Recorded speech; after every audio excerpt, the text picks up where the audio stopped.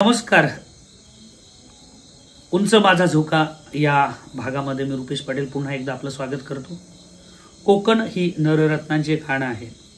इथल्या अनेक व्यक्तिमत्वांनी सामाजिक, शैक्षणिक, राजकीय, साहित्यिक, सांस्कृतिक अशा विविध क्षेत्रामध्ये आपला बोलबाला कायमस्वरूपी ठेवलेला आहे.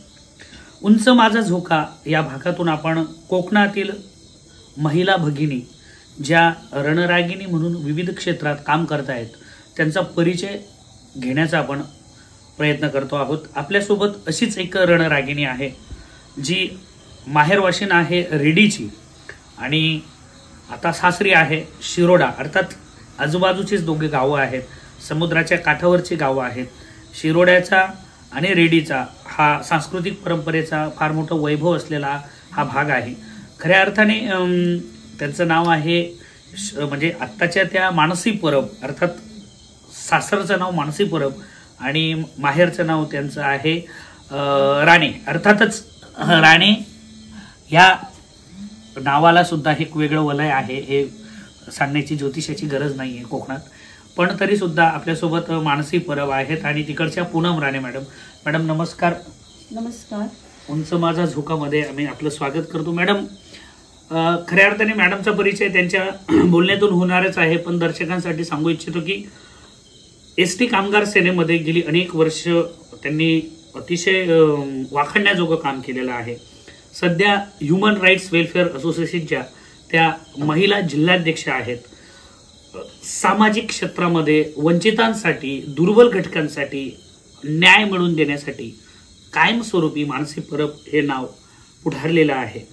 हल्लीच काही दिवसांपूर्वी कुडाळच्या एका वस्तीमध्ये अर्थात कातकरी समाजाच्या भगिनींसाठी त्यांनी सुंदर असा हळदी कुंकू समारंभ सुद्धा आयोजित केला आहे. म्हणजे एकूणच सामाजिक क्षेत्रामध्ये ज्या गोष्टी करायला हव्यात, जे कोणी करत नाही असं जगावेगळं काम त्यांचं आहे. मानसी मॅडम खऱ्या अर्थाने गेली अनेक वर्ष जवळजवळ 1.5 तप तुम्ही हे काम करत आहेत. तुम्ही सामाजिक क्षेत्राची आवड तुम्हाला कशी निर्माण झाली? सामाजिक क्षेत्राची मला आवड झाली आहे तर तो गोवा प्रवास सुरू माझा असताना माझं बा जन्माला आलं आणि 1-2 वर्षांचं झालं आणि मी माझ्या आईच्या पदरात दिलं आणि हा माझा गोवा प्रवास सुरू झाल्यानंतर एक एस टीचा प्रवास करता करता एक सर्वसामान्य व्यक्ती म्हणून मी प्रवास करत होती. कारण माझ्या मुलाचे आलाकीचे हे असल्यामुळे घरच्यांनी पण मला भरपूर सपोर्ट दिला आणि मेन म्हणजे माझे गुरु माझे बंधुराज. कारण प्रत्येक वेळेला ते मला नेहमी ओरडायचे की एवढा साधेपणा उपयोगाचा नाही किंवा काही नाही, काहीतरी शिक. म्हणून मी एस टीचा प्रवास जेव्हा करत होती आणि एस टीतनं मी सगळ्या गोष्टी शिकल्यात की माणूस कसा असतो, प्रवास कसा असतो, माणसांची हालत काय असते किंवा अधिकारी काय असतात, वाहक काय असतात, चालक काय असतात, त्यांच्या समस्या किंवा हे गोष्टी मी त्या प्रवासातनं शिकली.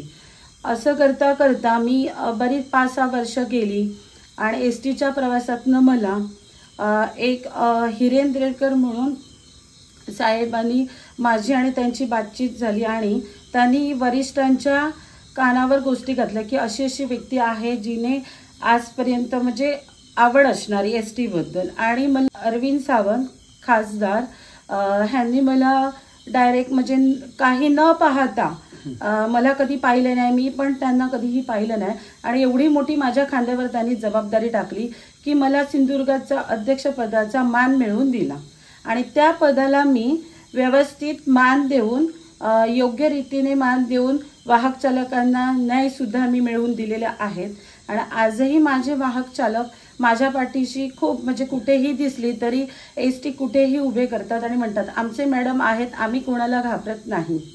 पण एस टीमुळे, ज्या लालपरीमुळे मी खूप म्हणजे उंच भरारी मारलेल्यासारखी आहे.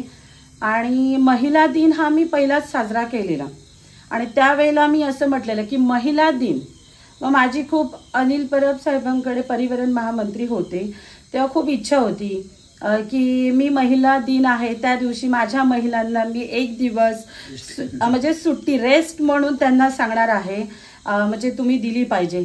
पण ते वचन मी पूर्ण करू शकली नाही, कारण तो त्यांच्यापर्यंत मला कोणी पोचता दिलं नाही. आणि तरी पण मी माझा प्रवास कधी थांबवलाच नाही, तर माझा प्रवास हा सुरूच राहिला.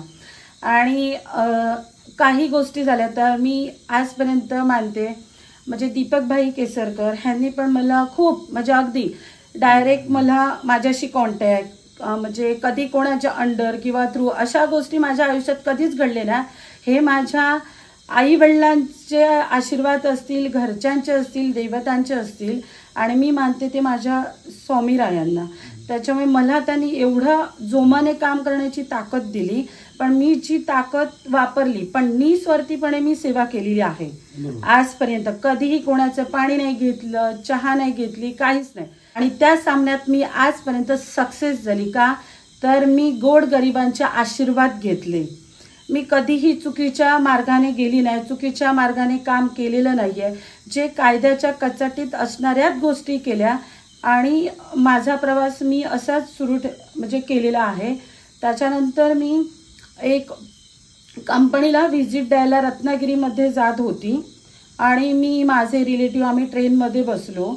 आणि ट्रेनमध्ये बसल्यानंतर एका माणसाने अशी बॅग ठेवली. बॅग ठेवल्यावर मी म्हटलं ती बॅग उचल, तर तो म्हणतो का? म्हटलं बॅग ठेवायची जागा नाही आहे, बसायची जागा आहे. मग मी त्याला कोण आहे का आहे मी त्याला सांगितल्यावर त्याने ती बॅग उचलली आणि तो निघाला तिथून. त्याच्यानंतर 2 मुली आणि त्यांची आई अशी एक वेडसर रूपात मला दिसली. आणि मी सारखी अगोदर त्यांना पाहत राहिली, नजरेला नजर भिडून, की ती म्हणजे काय प्रसंगात आहेत का आहेत, किंवा मी कसं काय त्यांच्याशी बोलू शकते का माझ्या ओळखीची नाही. पण त्यांच्याने मला असं सांगितलं, मी हळूहळू त्यांच्यावर लहान मुलासारखं माझं वागणं सुरू केलं. हसता हसता हसता हसता त्यांना मी विचारलं, बेटा काय झालंय, म्हणजे तुमचा काही प्रॉब्लेम आहे का, किंवा तुम्ही कुठच्या संकटात वगैरे. तेव्हा ती मुलं मला बोलली की हो मॅडम, 10-12 दिवस झाले की आमची मम्मी ह्या ट्रेनमधनं त्या ट्रेनमधनं म्हणजे सगळ्या प्रत्येक ट्रेनमधनं आम्हाला मुंबईवरनं इकडे फिरवतच आहे. तर मी म्हटलं कसं काय बेटा, तुम्हाला माहिती नाही का? तेव्हा ती बोलली नाही तर खूप आपल्याला भूक लागली असं मला बोलायला लागले. तर मी म्हटलं 1 मिनिट. मग माझ्या बॅगमध्ये कॅडबरीची बिस्किट होती ती दिली. माझे केस मी मोकळे केले, त्यांना रबर बँड दिले, माझे जे काय वस्तू होते त्यांना दिले. आणि मी एक एवढ्या मोठ्या पदावर काम करत असताना सुद्धा त्यांच्यासोबत वावरताना ट्रेनमध्ये माझे म्हणजे ड्रेस वगैरे पण म्हणजे तुटले, तरी पण मी हात पकडून त्यांना मी सावरत होती. आणि त्यांनी म्हणजे माझ्याशी संवाद साधता सगळे मला नंबर, म्हणजे मी त्यांना बोलायला शिकवलं. नंतर रेल्वे गार्ड आहेत, त्यांना म्हटलं की कोण TC आहेत या डब्याला.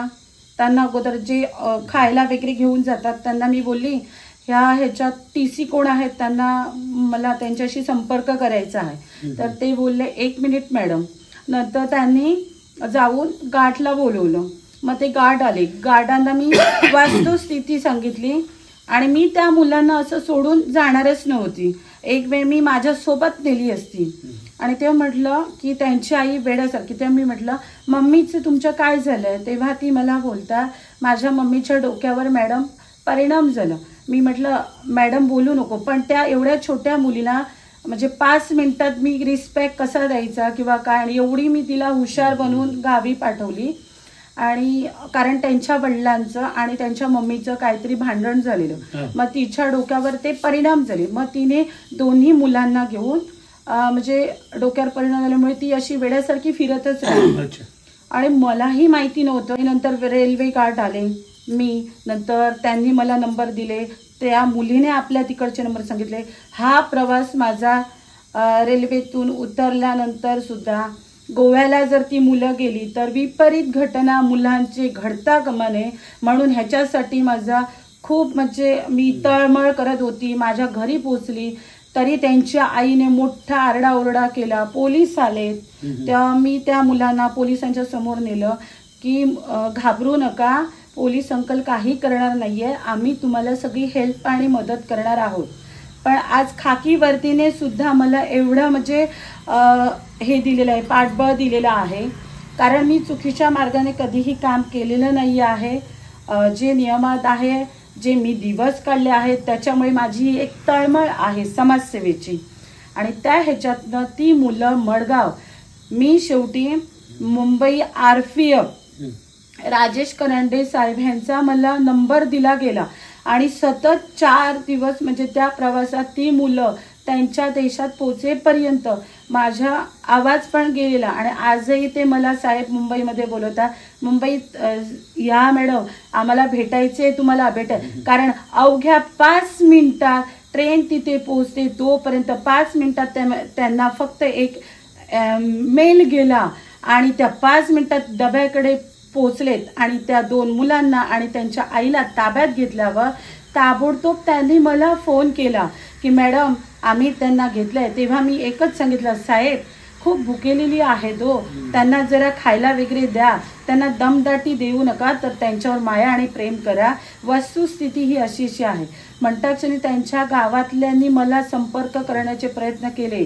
मग ती अक्षरशः त्या आपल्या गावाला पोचेपर्यंत आणखी 2 दिवस, म्हणजे ते सगळं त्यांना गावाला पोचेपर्यंत म्हणजे जो काय मी कसरतीचा हे केला आहे. कारण आज जर माझा मुलगा जर त्या अवस्थेत असता किंवा मी असती तर आज आमची परिस्थिती काय निर्माण झाली असती. हेच दृश्य मी माझ्या डोळ्यासमोर ठेवली आणि हेच दृश्य मी ठेवून आज प्रत्येक माणसाला मी निस्वार्थीपणे मी त्यांच्या पाठीशी उभे राहते किंवा मला कुठे कोणी काय हे केलं पाहिजे असं नाहीये.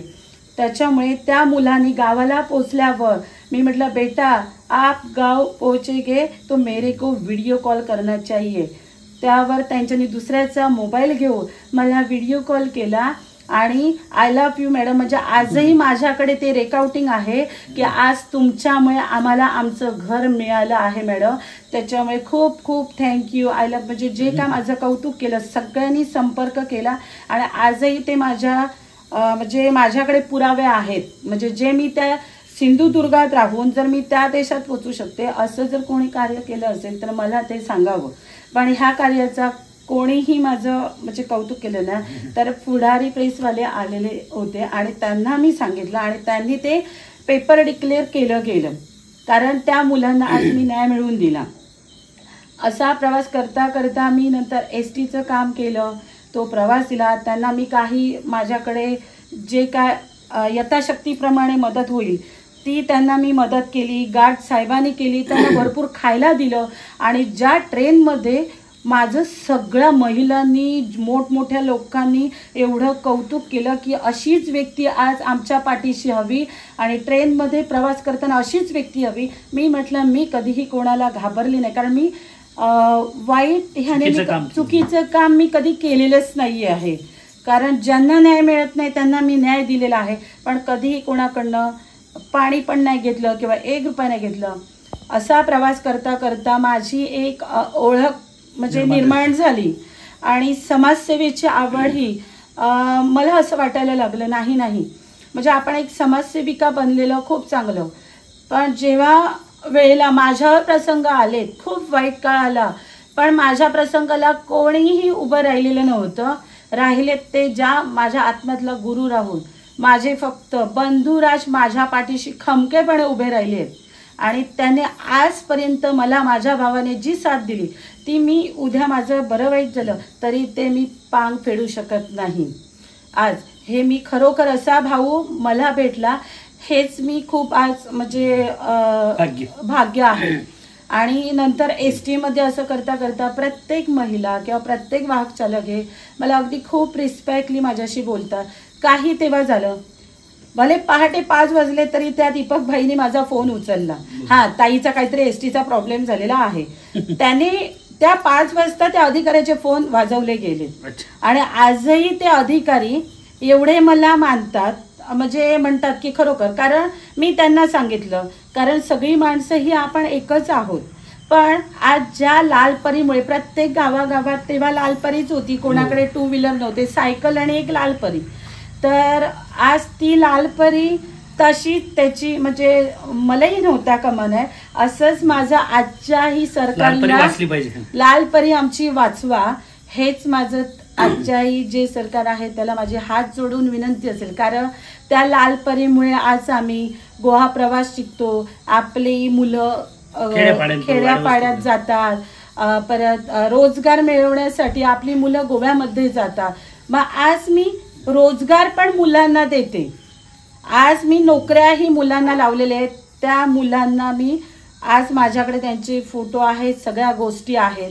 आज ती मुलंही सांगू शकतात आमच्या वेळेला कोण नाही, तर आज ह्या मॅडमनी आम्हाला फक्त एक फोन केला, मी कोणालाही ओळखत नाही, हा बाबा ठीक आहे जा तू. आज त्याने चांगल्या पद्धतीने काम करून आज माझ्या नावाचं हे होतंय.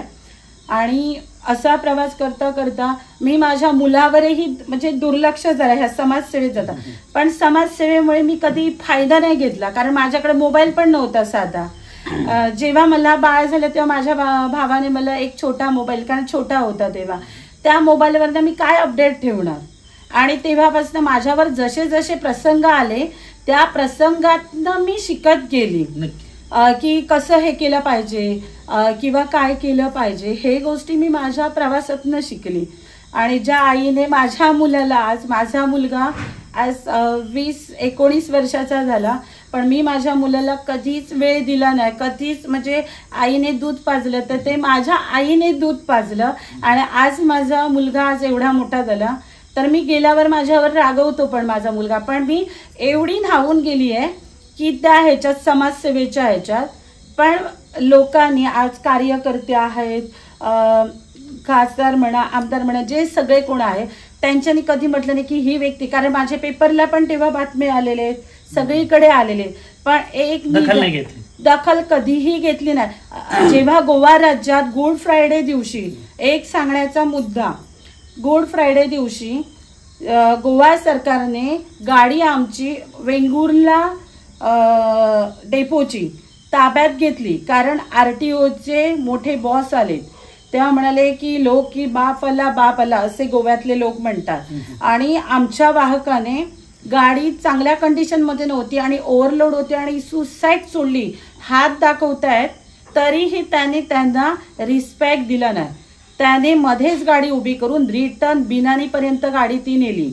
आणि ओव्हरलोड गाडी होती, वाहकांना बोलवणं केलं, त्यांची सिक्युरिटी होती, प्लस पोलीस अधिकारी होते, सगळे लोक होते.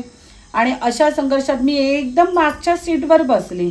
मी डेपोमध्ये फोन वाजवला आणि म्हटलं साहेब काहीतरी प्रॉब्लेम झाला आहे. तेव्हा मला म्हणाले मॅडम जरा जा ना खाली तुम्ही उतरून, कारण तुम्हीच सॉल्व करू शकता. कारण तेव्हा तर मी समाजसेविका नाहीच होती, एक प्रवासी म्हणून होती, पण मला एक आवड होती. आणि मी खाली उतरून गेली आणि एवढ्या मोठ्या बॉसच्या समोर मी सगळ्यांना बाजूला हटवून विचारलं काय हो तुम्हाला काय प्रॉब्लेम्स आहे, की तुम्हाला फक्त महाराष्ट्रातल्या लाल कलरच्या गाडीचा प्रॉब्लेम आहे काय तुमच्या डोळ्यांना आहे. तेव्हा ते म्हणाले मॅडम तुम्ही कोण, मी कोण आणि काय हे मी नंतर सांगेन, काय झाला प्रॉब्लेम. तेव्हा ते मला बोलले की मॅडम आम्ही एवढा हात दाखवून सुद्धा गाडी कुठच्या कंडिशनमध्ये आहे पहा हो. तर मी म्हटलं हो, गोवा राज्य हे कसं सिटी आहे, मग सिटीमध्ये बस कशी पाठवली पाहिजे. मी म्हटलं हो आम्ही पण अधिकाऱ्यांना सांगतो, सगळ्यांना सांगतो, पण आम्हाला अशाच गाड्या पाठवत असतात. तर नेहमी आम्ही काय सांगायचं, कारण मला काय कोण मानधन देत नव्हतं. मी फक्त 65 रुपयाला काम करत होती आणि त्याच्यातनं मी माझ्या मुलाचं भागवत होती. आणि जे लहानाचं मोठं केलं, कारण माझे मिस्टर कमवत नव्हते, नंतर त्यांचा ॲक्सिडेंट झालेलं किंवा काय झालं, तर त्याच्यानंतर त्यांनी म्हणजे माझ्या भावाने सगळं केलं लहानाचं मोठं. तेव्हा ते मला म्हणाले की नाही मॅडम असं, आणि फाईन लावली 50,000 ओव्हरलोड गाडी. मी पहिलं म्हटलं, तेव्हा मी त्यांना म्हटलं मी अमकी म्हणजे अशी व्यक्ती आहे. त्याबरोबर धरले आणि फाडूनच टाकले 4 तुकडे करून. आणि मला बोलता की मॅडम तुमची गाडी घेऊन जा. म्हटलं का हो आता तुम्ही मला बोलता. तर नाही नको जा तुमची गाडी घेऊन जा. म्हटलं नाही ती तुम्हाला गाडी हवी तर नको. आणि तेव्हा माझ्या वाहक चालकांना मी एकच म्हटलं साहेबांना नमस्कार करा. तेव्हा मी एवढं मला ते म्हणजे त्यांनी रिस्पेक्ट दिला, म्हणजे त्या RTOच्या अधिकाऱ्याने मोठ्या, की नको मॅडम नमस्कार नको काय नको, कारण ते त्यांच्या ह्याच्यावरती शेरा मारत होते. आणि ते माझे वाहक चालक नंतर गाडी ताब्यात घेतली आणि मार्गस्थ वेंगुर्ला डेपोमध्ये गाडी झाली, कारण माझा शिरोडा प्रवास होता. पण तिथल्या अधिकाऱ्यांनी मला असे माझे फोन सगळ्यांनी ठणकावले की मॅडम खूप खूप आभारी आहोत आणि खूप तुमचं अभिनंदन, कारण आज वाहक चालक येऊन सांगता की आज मॅडमने आमच्या म्हणजे आज जर आमच्या पाठीशी उभे राहिले नसते तर आज आमची म्हणजे जी रोजीरोटी आहे तर त्याला शेरा बसला असता आणि आमच्या अधिकाऱ्याने आम्हाला घरी बसवलं असतं.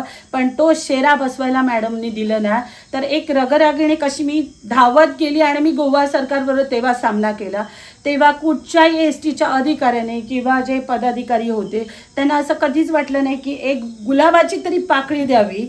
आणि म्हणजे दुर्लक्षित केलं. अर्निंगमध्ये गाड्या सुद्धा मी सुरू केलेली आहे, जी वेंगुर्ला पणजी गाडी. जो प्रवासाचा आढावा घेतला, बिचारी माणसं किंवा कशी जात असतील, बांबोळीला जातात, हाजिलोमध्ये तिथे म्हापसा जातात, तर एक म्हातारं वृद्ध असेल तर आपण त्यांना कसं काय हे करणार. त्यांच्यासाठी मी लढाई करून मी ती गाडी केली का, तर म्हापसा स्टँडवरनं ती सुटेल आणि तिथे माझे वयोवृद्ध माणसं येऊन बिचारी बसतील.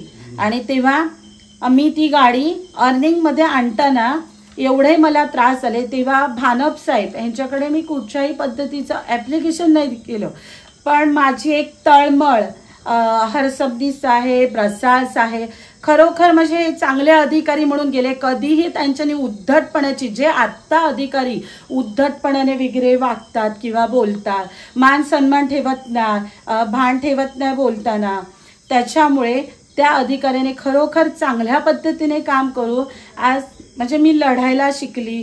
STचा अभ्यास पण त्यांनी शिकवला आणि ज्या वेळेला वेळ आली तेव्हा मला त्यांनी शिकवलं, मॅडम तुम्ही जर असा प्रवास करत असताना जर कोणी म्हटलं की हे काय मला म्हणतील ते काय म्हणतील, तर तुम्ही तुमच्या आयुष्यात प्रगती कधीही होणार नाही. तर मी ते डोक्यातनं माइंडमधनं काढलं आणि मी माझा प्रवास सुरू केला आणि खरोखर आयुष्याला माझ्या एक दिशा मिळालेली आहे. आणि त्याच अधिकाऱ्याने आज मी जी ST सुरू केली, आज माझ्या सगळ्या प्रवाशांचे किंवा प्रत्येक माणूस वाहक चालक म्हणतो. मी त्या दिवशी म्हापसा गेली तर माझे वाहक चालक दाभोलकर साहेब आणि तृप्ती म्हणून माझी वेंगुर्ला डेपोत आहे, तिने असं म्हटलं की मॅडम म्हणजे मॅडम ह्या गाडीवर बसलं की आम्हाला तुमची खूप आठवण येते हो. जेव्हा तुम्ही कुठे प्रवास करतात तेव्हा आम्हाला सांगा, कारण आम्ही तेव्हा दुट्या लावून घेऊ. का मी प्रत्येक वाहक चालकावर खूप प्रेम केलं, खूप मायेने हे केलं. पण जो एक काळ असतो तर तो काळामुळे मी कुठेतरी खचली गेली. जर आज माझ्या पाठीशी पाठबळ असतं तर मी नक्की ह्याच्यापेक्षा मोठी रगरागिणी झाली असती. तेव्हा मला जर पाठबळ मिळालं तर मी नक्कीच रगरागिणी होईल. का मी कधी कोणाचा 1 रुपया घेतला नाही आहे, मी प्रामाणिकपणे काम केलेलं आहे किंवा कोणाला फसवलं नाही आहे की माझ्या स्वभावाचा गैरफायदा घेऊन लोकांनी म्हणजे फसवलं गेलं. पण तरीसुद्धा मी एक शांत असते. का माझ्या ज्या म्हणजे भगवंताने मला आजपर्यंत साथ दिली त्या भगवंतावरती मी विश्वास ठेवला. तसंच आज मी कुठचंही पद मागायला कोणाकडे गेली नाही, पण मी काम करता करता मला आज आंतरराष्ट्रीय वेलफेअर असोसिएशनच्या माध्यमाचं जे संस्थेचं पद सुद्धा मिळालं, वुमन राईट्सचं. तेही माझं ज्या आमचे धुरी साहेब आहेत अध्यक्ष, पाटील साहेब, सुकी म्हणजे जी टीम होती त्यांच्यासोबत मी नव्हती, पण त्यांच्यानी कुठेतरी माझी विचारणा केल्यावर चांगला माझ्या बाबतीत रिस्पॉन्स भेटला आणि म्हणजे त्यांनी माझ्यापर्यंत पोहोचून मला सगळं हे करून आज मला एवढ्या मोठ्या पदावर, कधीच मला कोणी लहान पदावरती ठेवलंच नाही हो, कारण मला प्रत्येक वेळेला मोठमोठी पदं दिली. आज जरी असली तरी अरविंद साहेब म्हणणार हा बोल मानसी काय हवं, पण आजपर्यंत कधीच महिला नाही. खूप वाईट काळात गेली, पण म्हणजे तो काळ मी आज त्या काळामुळे मी खूप ट्रेसमध्ये गेली. माझ्या पूर्ण संसारावरती पण पूर्ण परिणाम झाले, सगळं झालं. तरी पण आज मी संघर्ष थांबवला नाहीये, कारण मला हा संघर्ष चालूच ठेवायचा आहे. कारण ज्यांनी आज मला 2 घास दिले तो आज वरचा आहे करता करविता. आणि ज्या भावाने मी जिथे माझी बहीण असेल तिथे माझा भाऊ घार कसा धावून येतो आणि त्या म्हणजे त्या पद्धतीने आणि माझ्या डोक्यात फक्त एकच असतं माइंडमध्ये, रात्रीची झोपली तरी मी असं म्हणतो, अरे त्या मुलाला नोकरी लावली पाहिजे, हा कोणाचं काय झालं. महिलांवरती होणारे अन्याय सुद्धा आज मी त्यांना न्याय मिळवून दिलेला आहे आणि आज ते महिला माझ्यासोबत आहेत. मॅडम एक मिनिट, या ठिकाणी महिलांचा उल्लेख झालेला आहे. आता सध्या सगळीकडे हळदी कुंकू सुरू आहे. हळदी कुंकू हा महिलांचा आवडता सण असतो.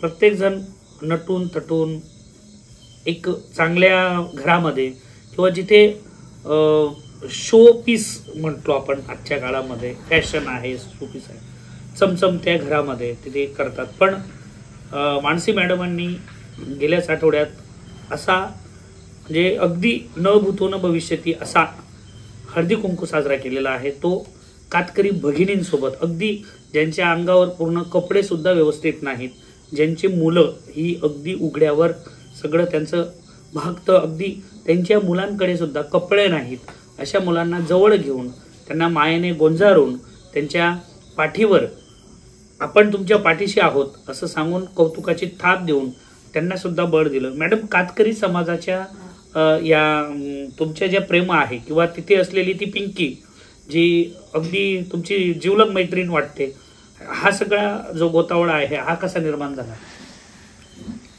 कातकरी समाजाबरोबर माझी जी एक नाळ जोडली गेली तर ती असं आजूबाजूच्या ठिकाणी गावात शेतीचं काम करण्यासाठी ते येतात आणि अशीच माझी मी चालता बोलता नेहमी सगळ्यांसोबतच मी ओळख करत असते. आणि मग मला समजलं की कातकरी समाजाची म्हणजे ही हालत आहे किंवा काय. मग मी त्यांच्या ज्यांना कोण नाही त्यांना मी आहे, अच्छा, ज्यांना कोण नाही त्यांना मी आहे.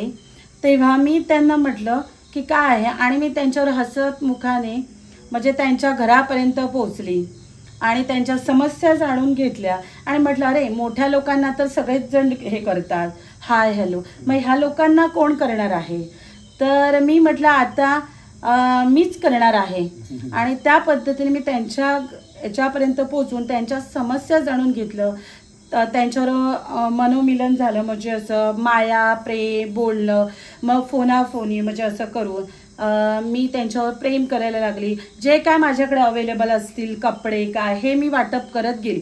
पण कधी समोर यावं कॅमेऱ्याच्या किंवा ते फोटो काढले पाहिजेत, बातमी केले पाहिजे हे मला कळत नव्हतं ना. कारण माझ्याकडे मला खायला मिळतानाच जर माझी म्हणजे मुश्किल होती तर मी ते फोटो काढून कुठे ठेवणार, बरोबर, ही माझी अवस्था होती. त्याच्यामुळे नंतर त्यांच्याकडे गेल्यानंतर म्हणजे त्यांनी सांगितल्यानंतर मग तेव्हापासून मी त्यांच्यासोबत हळदी कुंकू अदरवाईज काही गोष्टी म्हणजे मध्ये पाऊस असतो तेव्हा ती कुठे बुडाली नाहीत ना किंवा कुठे काय झालं नाही ना, बरं वाईट झालं नाही ना, म्हणजे चांगली आहेत ना हे विचारपूस करत मी कमरे एवढ्या पाण्यातनं बुडून सुद्धा मी त्यांच्यापर्यंत पोहोचते. त्याच्या मागचा स्वार्थ काहीच नाहीये, कारण मला पण जगण्यासाठी एक माया आणि प्रेम हवी होती, माया प्रेम होती. आणि जो मला आजार झालेला तो आजार जर ऐकला तर पायाखालची माती सरकून जाईल अशा अवस्थेत मी एकटीने संघर्ष केला आणि ते मला वाचवलं. ते 1 रुपया न खर्च करताही आज शिरोडा सरकारी हॉस्पिटलमधले देसाई डॉक्टर ह्यांनी मला की समाजसेवा मॅडम करतात. आमच्या वेळेला सुद्धा आज रगरागिणी कसे हॉस्पिटलमध्ये बेडवर जरी दिसले तरी सगळे सिस्टर सगळे डॉक्टर म्हणतात मॅडम तुम्ही बेडवर नको, आम्हाला आमच्यासोबत हवं, आम्हाला न्याय कोण देणार. आणि मला हाताला पकडून वगैरे फिरवणं, लवकर मला त्याच्यातनं कव्हर करणं हे त्यांनी केलं. आणि ज्या आजाराशी मी संघर्ष करत होती की डॉक्टरांनी सुद्धा माझी गॅरंटी दिली नव्हती, 1 रुपया माझ्या पर्समध्ये नव्हता की ती ट्रीटमेंट घ्यायला, तरी सुद्धा मी एक स्वामी नावावरती आणि जी मी समाजसेवा केली ह्या लोकांच्या आशीर्वाद. म्हणून मला पैसा महत्वाचा की आशीर्वाद महत्वाचे हे मला माझ्या समाजसेवेतनं कळालेलं आहे. आणि जर आज माझ्याकडे गाडी असती, आज मी पैसा कमवला असता तर आज मी जगभरात सगळीकडे फिरते. पण फिरण्यासाठी जी गाडी लागते किंवा पैसा लागतो ते द्यायला आज कोणच नाहीये. कारण जेव्हा मुलासाठी मी कष्ट केले आणि सगळं मी जे केलं म्हणजे माझ्या पलीकडचं आहे ते, म्हणजे हिशोबाच्या पलीकडचं आहे. मी ते कधी आठवत पण नाही आहे, कारण अशा परिस्थितीत मी जगताना माझ्या डोक्यावर पण एक परिणाम झालेल्यासारखा झालेला. आणि त्याच्यातनंही मी सावरली आहे, ती फक्त आणि फक्त समाजसेवेमुळेच मी सावरली गेलेली आहे. त्याच्यामुळे मी आता ही जिद्द ठेवलेली आहे, समाजसेवा ही मी बाकी सगळं सोडेन, पण माझी समाजसेवा मात्र मी कधीही वाया जाऊ देणार नाही.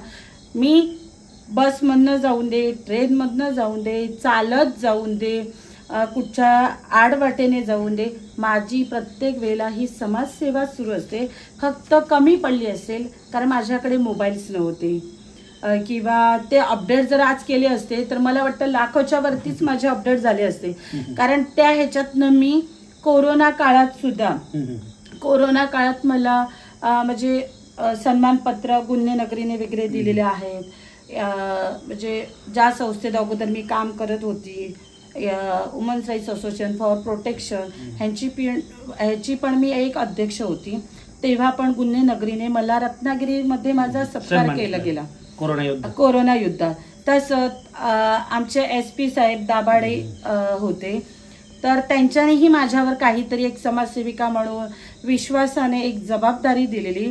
तर कोरोना काळात पॉझिटिव्ह माझे वाहक चालक असताना सुद्धा मंजुलक्ष्मीताई, शुभांगी साठे मॅडम ह्याने मला खूप सहकार्य केलं. कारण माझा स्वभावच एक असा आहे की चिडली तर मी खूप वाईट आहे आणि प्रेम केलं तर मी खूप प्रेम करते. कारण जेव्हा एखादा माणूस आपलं ते खरं करते तेव्हा मी मात्र रगरागिणी बनते, कारण माझं चुकत नाही तर मी ऐकून घेत नाहीये. तर म्हणजे प्रत्येक वेळेला अपडेट देणं किंवा ST कामगार सेनेच्या माध्यमातून अधिकाऱ्यांशी जाऊन त्यांचे सत्कार वगैरे करणं, मान सन्मान करणं, हे गोष्टी मी केलेले होते. आणि दाभाडे साहेबांनी सुद्धा कोरोना काळात माझ्या पाठीशी म्हणजे एक खंबीरपणे उभे राहिलेत. आणि खाकीवर्दीबद्दल मला खूप अभिमान आहे. पण आजही मी तुम्हाला सांगते की माझी एक रिक्वेस्ट आहे, मी एक समाजसेविका आहे, त्याच्यामुळे मी कायद्याच्या बाहेर जाऊन कुठचं काम नाही करणार. पण खाकीवर्दीने जर मी त्यांच्याकडे गेली तर काही न करता त्यांनी मला मात्र माझ्या ज्या माणसांना न्याय हा मात्र दिलाच पाहिजे. कारण ज्या वाईट काळात तुम्हाला कोणीही विचारत नव्हते तेव्हा हीच मानसीताई आणि पूर्वाश्रमीची पूनम राणे हेच तुमच्या पाठीशी उभे राहिलेले. ज्या वेळेला तुम्ही पॉझिटिव्ह होता, ज्या वेळेला माझे वाहक चालक पॉझिटिव्ह होते, त्यावेळेला पॉझिटिव्हांच्या सोबत मी होती. पण मी कोरोना पॉझिटिव्ह कधीच नाही झाली. कारण हाच तर मला खूप आनंद आहे आज. कारण माझ्या समाजसेवेमुळे मी आज मला कोरोना नाही झाला. मला जी सर्दी होत होती ती पण माझी गेली. म्हणजे सगळी जी रोगराई म्हणतो ती सगळीच निघून गेली. कारण माझ्या वाहक चालकाने खूप म्हणजे कदम म्हणून सावंतवाडी डेपोत आहे, त्याने पण जेव्हा मी कोरोना काळात माझे सत्कार झाले, ST कामगार सेनेने सुद्धा माझं म्हणजे सत्कार समारंभ केले, लिटारवाल्यांचे मी सुद्धा केलेले आहेत. प्रत्येक डेपोत आजही मला असे माझ्या व्हॉट्सअपवरती तुम्ही मेसेज वाचाल, 5 वाजता सुद्धा माझे मोबाईल वाजवतात लोक का मॅडम हे असं झालं तसं झालं असं करा. पण मी कधीही उद्धटपणाने कधी कोणाशी वागली नाही आहे. मी प्रेमानेच वागून मन जिंकत केलेली आहे आणि असंच मी प्रेमाने वागून मी माझं मन जिंकत जाईल आणि प्रत्येक माणसाला मी न्याय हा मिळू दे.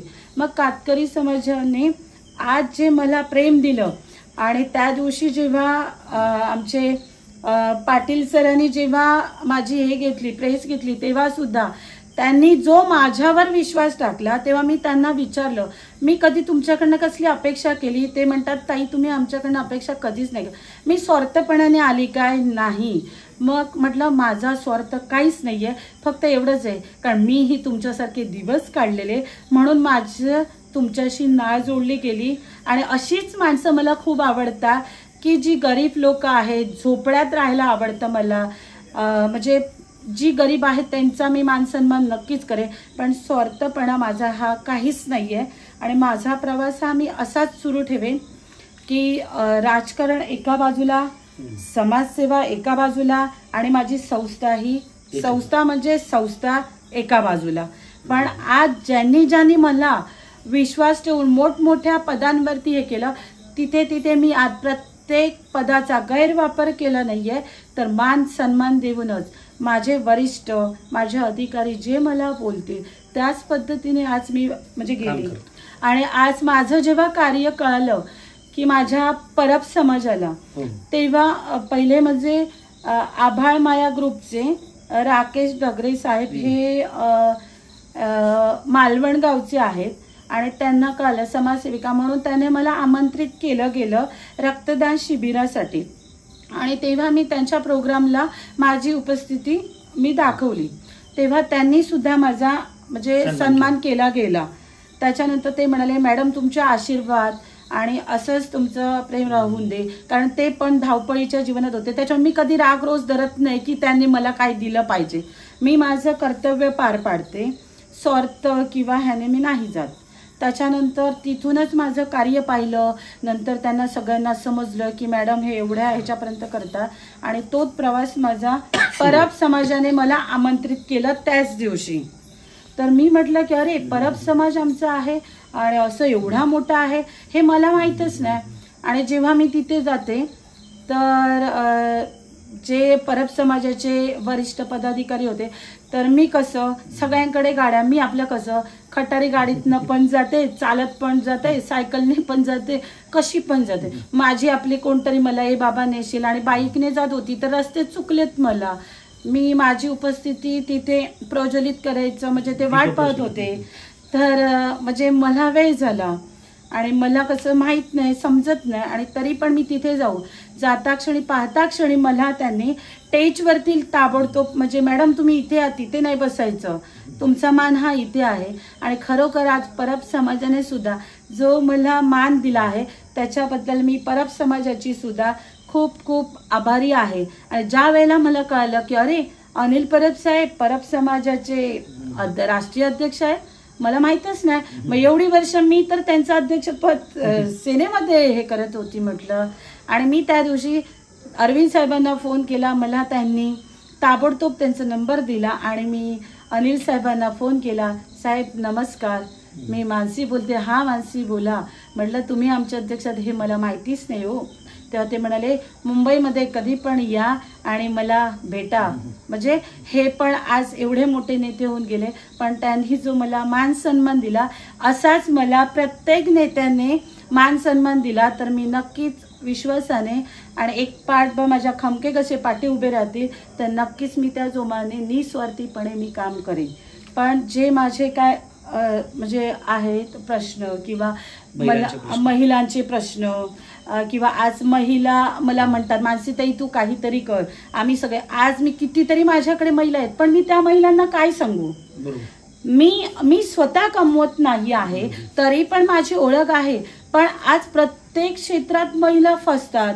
आज इकडे कुठचं तरी आहे तिथे लाखभर काढतात, लो ऑनलाईन बघतात, तिथे फसतात, तिथे फसतात. मग ते उद्या मानसीताईच्या दरवाजावर आले तर मी काय करणार. आत्महत्येशिवाय माझ्याकडे तर पर्याय नसेलच ना. त्याच्यामुळे मी त्यांना म्हटलं अगोदर आपण पाहूया आणि जे आज मला कोण पाठबळ देतील तर त्यांनी मला त्यांच्या पाठीशी मी राहीन आणि माझे जे महिला आहे ते मी त्यांना तेव्हा माझी न्याय मिळवून मी तेव्हा देईन. कारण मला कोणाला फसवलेलं आवडत नाही, कोणाला खोटं सांगितलेलं आवडत नाही. तर त्यांना एक रोजगार त्यांच्या पायावर उभं केलेलं मला खूप समाधान वाटेल. त्यांचं सरकार आहे, त्या सरकारने जर माझ्या पाठीशी खमका कसं उभं राहिलं तर त्यांच्या पाठीशी मी ही रगरागिणी कशी नक्कीच उभी राहीन. खऱ्या अर्थाने जर बघितलं तर ते जे बोलतायत त्या बोलण्यातून त्यांची तळमळ जी आहे ही तळमळ खूप आपसूक. आपण अनेक मुलाखती बघतो, ओढून ताणून मुलाखती असतात, पण एक फ्लोमध्ये त्यांनी एवढं काम केलेलं आहे. मग ते कातकरी समाजाशी त्यांची जुडलेली नाळ असेल किंवा चालक वाहक बांधवांशी असेल किंवा एका प्रदेशातून आलेल्या आणि वाट चुकलेल्या त्या परिवारातील त्या चिमुकले आणि त्यांची आई. अर्थातच अशा तळमळीच्या समाजसेविका देवदुर्लभ झालेल्या आहेत. आणि मानसी परब यांनी आत्तापर्यंत जो प्रवास केला तो स्वतःच्या हिमतीने केला. त्यांना शासनाकडून किंवा कुठल्या राजकीय पदाधिकाऱ्याकडून फारसं आर्थिक किंवा कुठच्याही पद्धतीने मदत झाली नाही. पदरमोड करून त्यांनी हे सगळं केलेलं आणि त्याचे साक्षीदार आम्ही सुद्धा आहोत. मानसी परब यांना पुढील वाटचालीसाठी मी शुभेच्छा देतो.